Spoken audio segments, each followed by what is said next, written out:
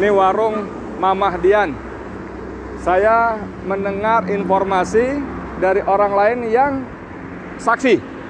Dia saksi mata, ya. Saksi mata kejadiannya malam itu. Dia sedang nunggu di sini. Nah, ini toilet.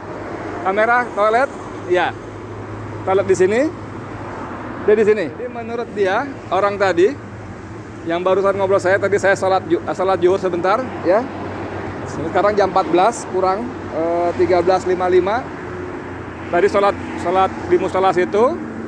Lalu saya ngobrol, ada yang menjelaskan dia saksi mata. Nah, saksi mata, jadi ada mobil satu dipepet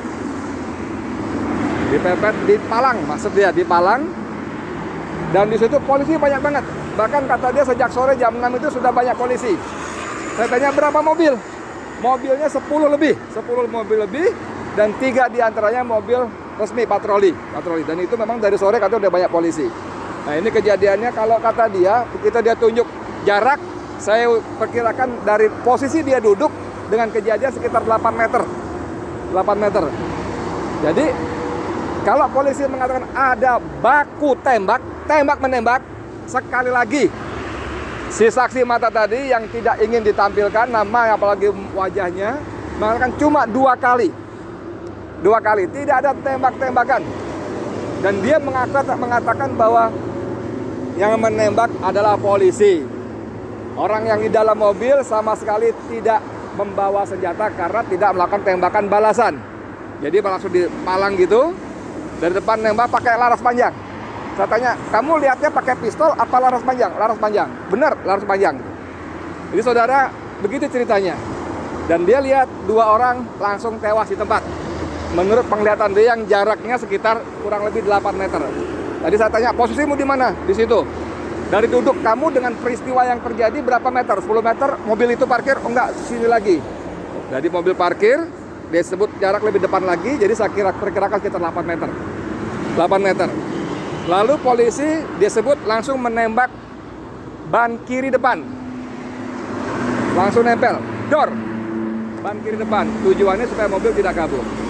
Nah saudara, kalau polisi menarasikan satu terjadi baku tembak, sekali lagi dari 2 dan narasumber lain yang saya hubungi tadi beberapa kali wawancara, tidak ada baku tembak. Seperti penjelasan dari Munarman, Sekretaris Umum FPI, tidak ada baku tembak, tidak ada. 2 sumber pertama di depan tadi saya tanyakan juga cuma meninggal 2 kali tembakan. Sumber yang dekat lokasi sini, kamera, ya. Dia ada di sini, kejadiannya sekitar di sini, juga cuma 2 kali tembakan. Tidak ada baku tembak. Yang kedua, dia memastikan tidak ada baku tembak karena yang di dalam mobil tidak membalas tembakan. Jadi tidak membawa senjata api. Tentang samurai segala macam, dia tidak berani memastikan bagaimana sesungguhnya ada atau tidak. Karena dia juga tidak boleh mendekat. Tapi dia menambahkan seperti keterangan sebelumnya, bahwa orang-orang sekitar sini yang datang mendekat memang diusir. Tidak boleh, menjauh. Ada teroris katanya. Bagaimana kondisi berikutnya? 2 orang ditembak. Lalu kira-kira saya ada datang ambulan. Saya tanya berapa jarak ketika terjadi tembak-menembak dengan ambulan, berapa menit? Setengah jam? Dia bilang ya kira-kira setengah jam. Mungkin ada yang telepon lalu ambulan datang. 2 mayat dibawa keluar, digotong, dibawa pergi ambulan. 4 orang lagi yang masih hidup, 1 terpinjang-pinjang kakinya, tapi dia juga nggak memastikan apakah kena tembak atau tidak, tapi dikatakan terpinjang-pinjang, itu dipindahkan dengan mobil lain, dibawa pergi entah kemana. Saudara sekalian, saya Edi Mulyadi dari lokasi kilometer 50 tol Jakarta Cikampek ingin memastikan bagaimana situasi sebenarnya. Apakah benar cerita dari versi polisi yang langsung disampaikan oleh Kapolda Metro Jaya Fadil Imran, atau versi FPI seperti disampaikan oleh Munarman dan Ketua Umum FPI Kiai Sobri Lubis. Walaupun lebih banyak Munarman yang menyampaikan. Jadi dari beberapa kejadian, beberapa keterangan saya sementara ini menyimpulkan bahwa informasi dari polisi tidak akurat. Saya tidak berani bilang bohong, tapi tidak akurat. Karena saya bicara dengan beberapa saksi mengatakan memang tidak ada baku tembak menembak. Dan lagi memang walaupun kejadiannya sudah dini hari, ini jalur ini ramai. Selalu ada saja mobil yang lewat. Dan seperti banyak kita temukan dalam grup-grup WA di media sosial, tidak ada garis polisi. Tidak ada garis polisi seperti yang diceritakan oleh narasumber saya tadi. Tidak ada garis polisi. Yang ada polisi yang mengusir orang-orang datang. Tidak ada garis polisi, tidak ada apa istilahnya olah TKP dan sebagainya, tidak ada. Tidak ada. Saudara sekalian, apa sesungguhnya terjadi? Sekarang kita baca bagaimana Komnas HAM dan berbagai lembaga-lembaga yang concern dengan hukum dan HAM, hak asasi manusia, sudah mulai bersuara. Ini diduga kuat ada abuse of power, ada penyimpangan kekuasaan. Sudah banyak suara-suara yang menuntut dibentuknya tim pencari fakta, tim mencari fakta yang independen, yang bebas dari intervensi kekuasaan.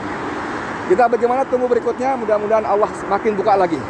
Allah buka lagi bagaimana kekuasaan sudah digunakan untuk hal-hal yang tidak pada tempatnya. Karena kalau dikuntit, harusnya yang menguntit itu tidak ketahuan, harusnya. Tapi ini kalau mereka mengaku menguntit, malah yang ada terjadi pembantaian, pembunuhan. Jadi tidak menguntit lagi. Lagi kalau orang Balang mengatakan, para ahli hukum, atas dasar apa Habib dikuntit?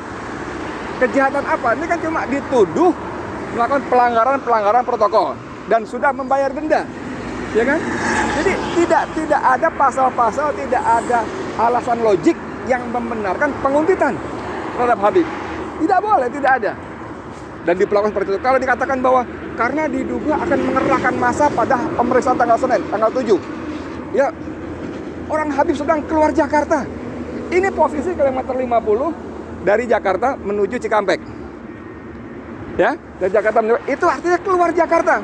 Dan seperti penjelasan dari EPI, bahkan boleh ketahui itu pengajian keluarga inti di Kerawang. Ya, kita tunggu, semoga Allah bukakan lagi pintu-pintu kebohongan yang dibangun dari satu kebohongan yang lain. Sekian dari saya, Edi Mulyadi, untuk Forum News Network. Assalamualaikum warahmatullahi wabarakatuh.